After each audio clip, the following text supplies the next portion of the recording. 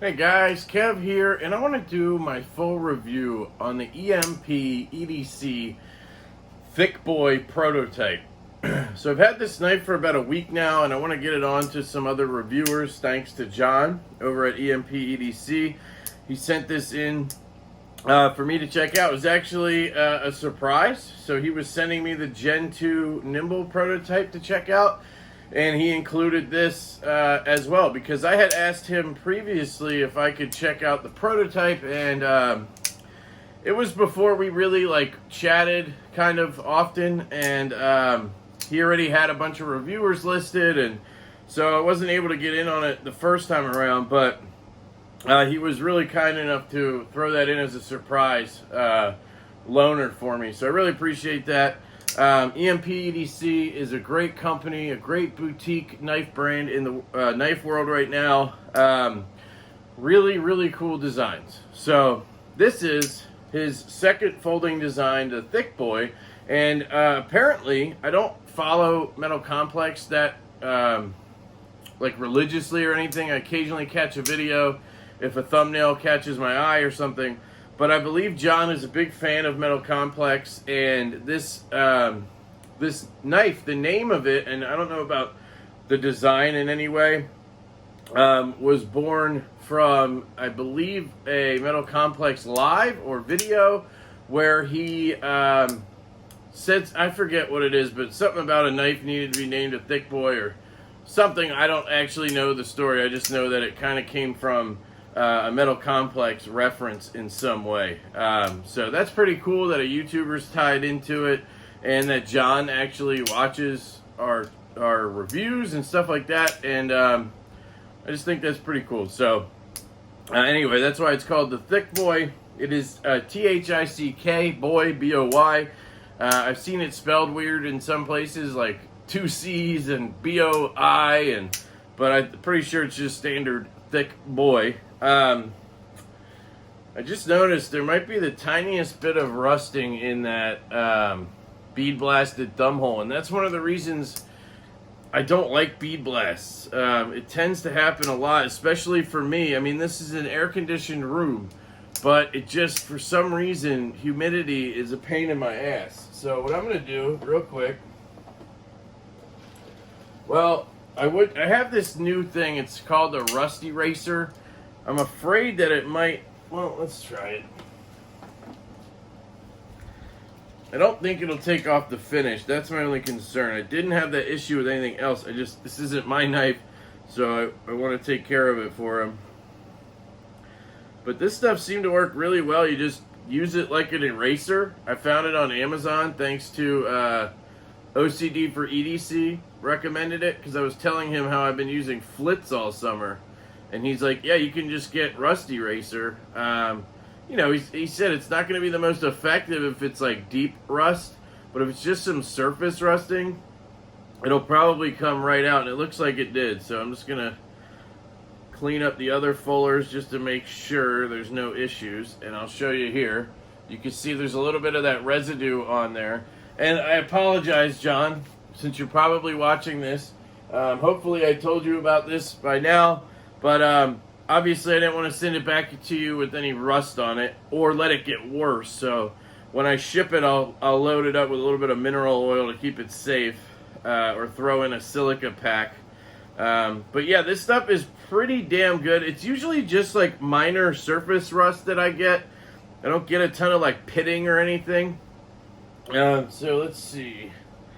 Yeah, now I don't even remember which side it was on. You can see there's nothing. Looks like brand spanking new. The only thing I'd be concerned about is if you have a knife with like really nice grind lines, it may impact it, like it may actually polish the blade a little bit, so you need to be careful. It doesn't seem to do anything to a bead blast, it just cleans out that rust. So very cool. Let me check inside. Yeah, there might be a little inside the hole. I always forget to look there.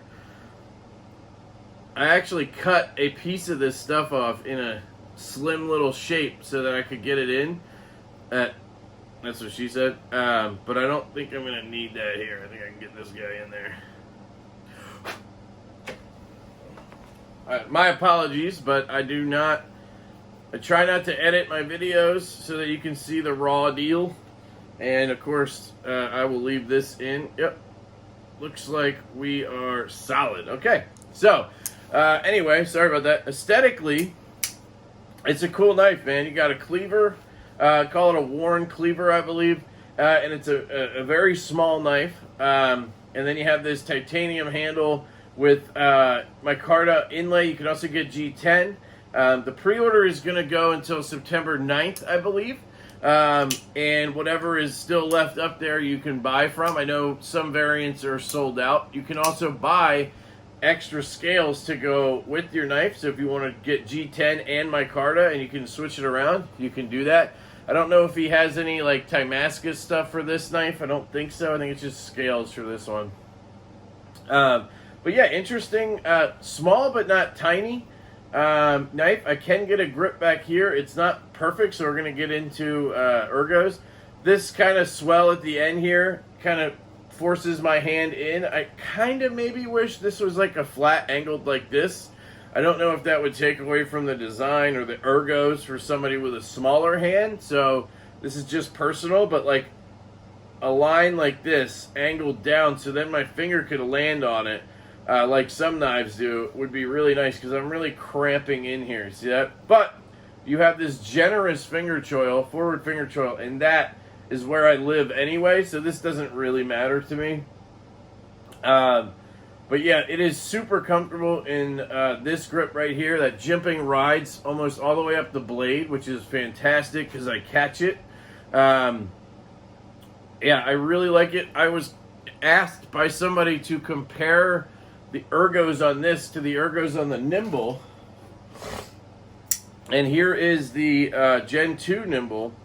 And what I said was the grip back here for me is more comfortable on the Nimble. I don't know if it's longer necessarily, but that end there isn't quite as steep. You see how that one's kind of more vertical right here? And that one's kind of angled off. Even that would have been nice on this, because my pinky lands right on that, right? But on this guy, it doesn't, I don't really feel it. So it feels really good. But when I'm in this grip, I prefer the thick boy because that choil just feels a little deeper somehow. I don't know exactly what it is. Is that gap? Yeah, there it is. So the gap between the choil and the handle here, where that next swell is, this kind of hump, flat hump right here, it's a little bit smaller on the thick boy, I think. And that's why I feel a little closer to my hand. You see that? See how that gap right here isn't that wide between these fingers? On the Nimble, it's a little wider, and it's something to get used to. I'm now used to it, and I love the ergos on this knife. But yeah, so anyway, the ergos are great on this knife, I have to say, and I love the jimping up here. The blade on this thing is goddamn ridiculous. I'm pretty sure in my first impressions video, I cut some paper, and it's a frigging laser beam, okay? John did say he stropped it before sending it to me, but I believe that's it. He never put an edge on it or anything.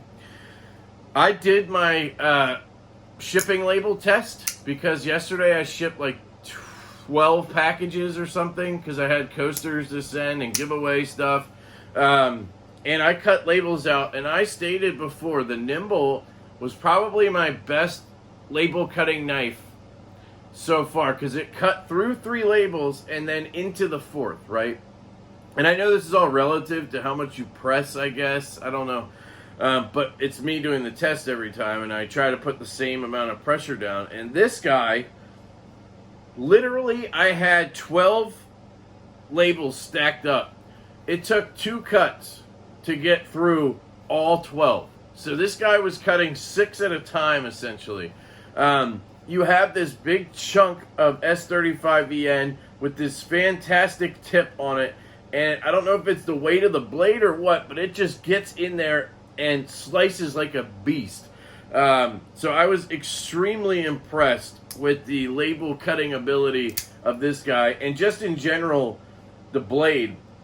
And another thing I like about it a little better than the nimble is the way my hand is in the choil.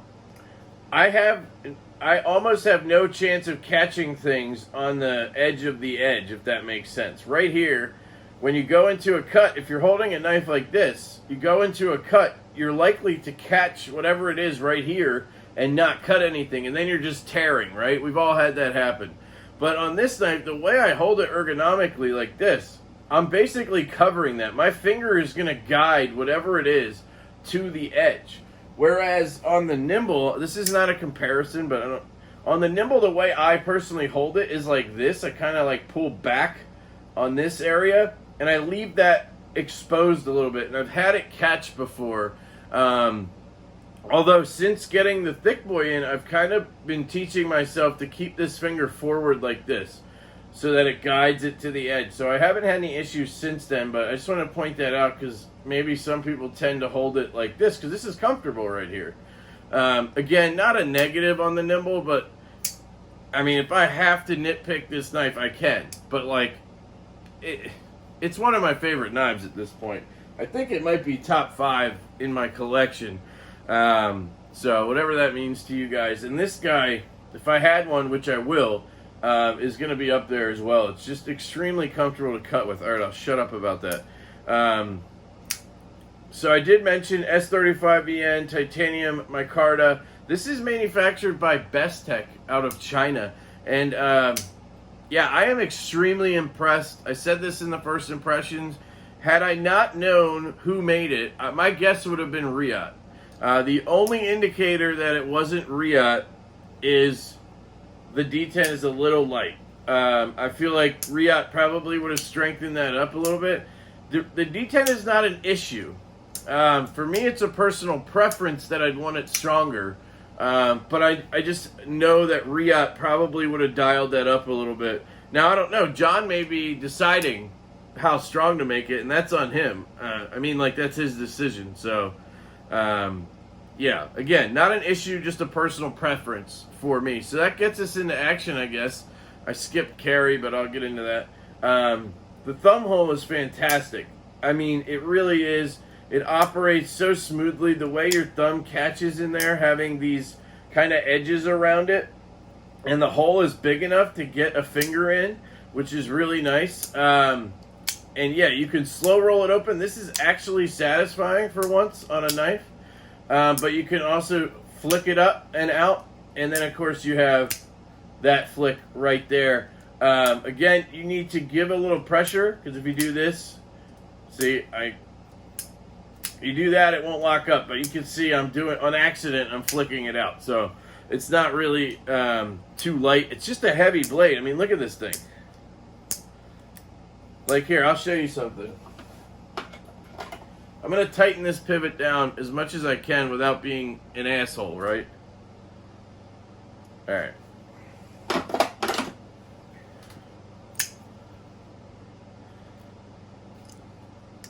See that? That's as tight as that pivot goes without, cranking it to oblivion. And look at this. It's still just guillotining shut without any effort.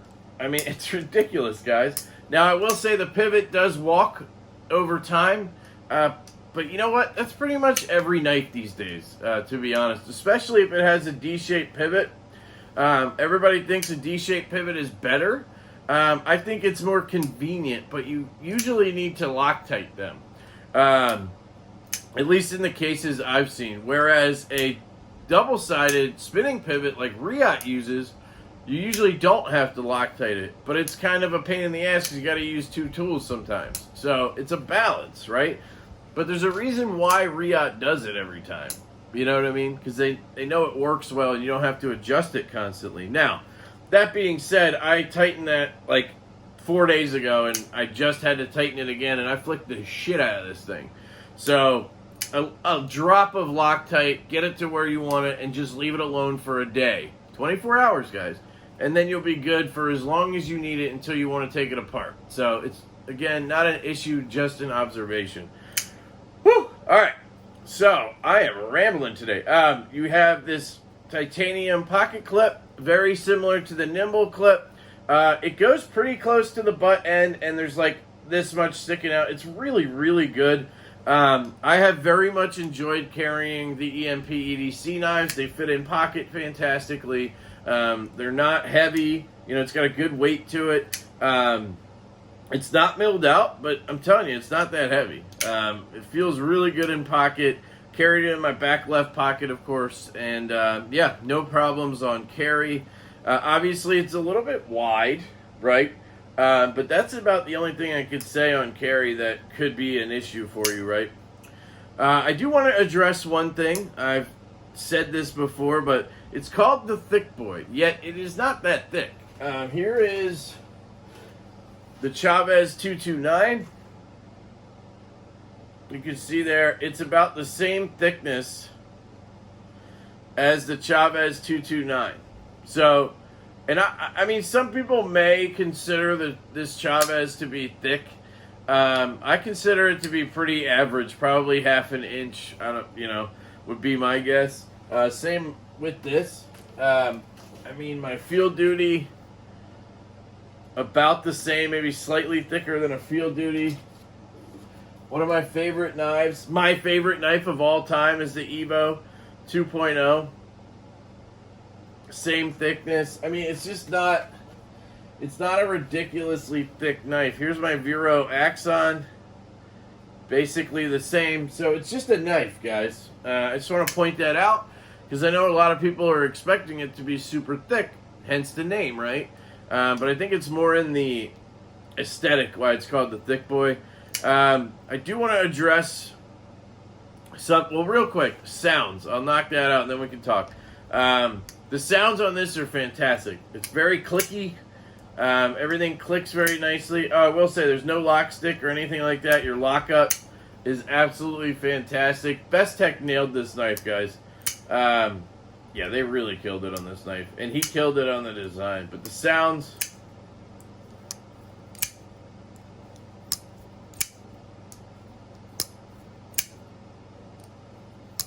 very good. I love the click-clack feel of it. The acoustic, the haptic feedback you get, it's very, very nice. I would give it a 7 out of 10 on my scale.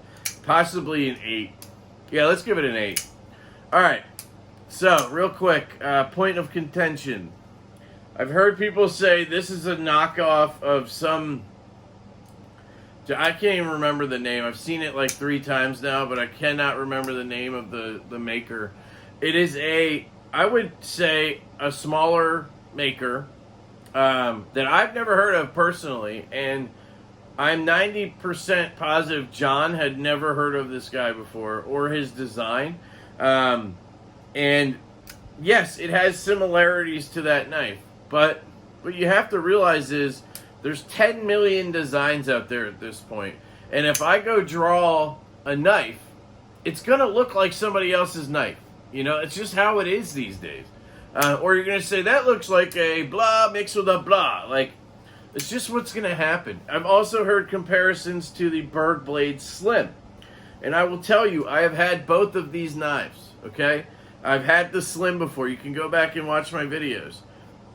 In my opinion, from what I remember, the Slim is a smaller knife, and it's also thicker. As one thing that bothered me about that knife was how thick it was. And you can see in my videos, I said, I have other knives this size, but that carry a little better. They're not as thick as the Slim, so it doesn't make sense to keep it. And that is why I sold the Berg Blade Slim. This is not too thick. I have never stated this felt too thick for me. This is a very comfortable size thickness. So right there, it's not even the same like dimensions, right? Yeah, they're both cleavers and they're both small and they have a hole. Great. So anyway, I just want to address that because I've been seeing comments about this knife and the Nimble. Apparently, the Nimble is a Vero knockoff. Like, the flipper tab is not the same, but it's the similar type of vertical flipper tab. Joseph Vero will tell you he did not invent that flipper tab. I've seen it on Liang Ma's going back 4 years. And other people can name a million knives. And then the only other comparison is that the other version of the first run was plain tie and blue accents, which happened to be the combination that Vero used on the Impulse, right? But that's it. You're talking about a color scheme and a flipper tab design. This thing has a front flipper built into it. It's a flat vertical, like top here, horizontal top. That's unique to EMP EDC. The shape of this hole is unique to EMP EDC. It doesn't have a slot. It's not on one side. It's not a Tanto. It's small. It has a finger choil instead of a flat choil. There's just no comparison. So I don't know. Whatever.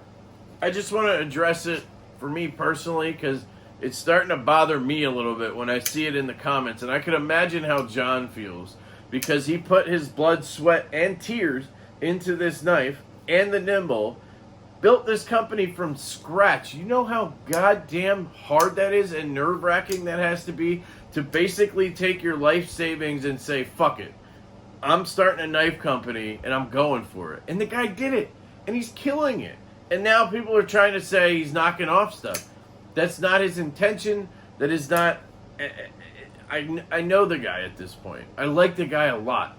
And he didn't knock anything off, okay? That's all. That's it. All right, I'm sorry. I didn't mean to harp on that. I shouldn't have, because this is about the thick boy and not about that, okay? So, apologies. But like John said, y'all can go fuck yourself. I love that. All right. That's it. I mean, pre-order's up. I think it's $315 for one of these guys. My only reservation with the price is it's S35VN, but that was chosen on purpose so that it wouldn't be a $400 knife, because that's probably what it would have been with M390. And I do appreciate its stainlessness on S35VN. It does rust less than M390. Yes, I had that little bit of rust on here, but that's because it's a bead blasted fuller. That's just what happens with bead blast. The actual blade, where it's satin, I doubt would get any rust on it from my normal type of carry and use, like M390 does, to be honest. And you know what? It's a giant chunk of it. So I appreciate the choice there. S35 is fantastic for me. Yeah, it'd be great to have M390, but whatever, right? And you get a very, very good build for that money. And just a cool, unique design. And you get to support an awesome, awesome dude in the community. Yeah. So if you can't tell, I freaking love the thick boy. I love the nimble. I love EMP EDC. So fuck you. I'm biased and I don't even give a shit. That is the EMP EDC thick boy prototype. Thank you guys for listening to me rant, rave, tell you to fuck off. And I really love you guys so much. I hope you have a fantastic day. Thank you, John. And I will catch you later.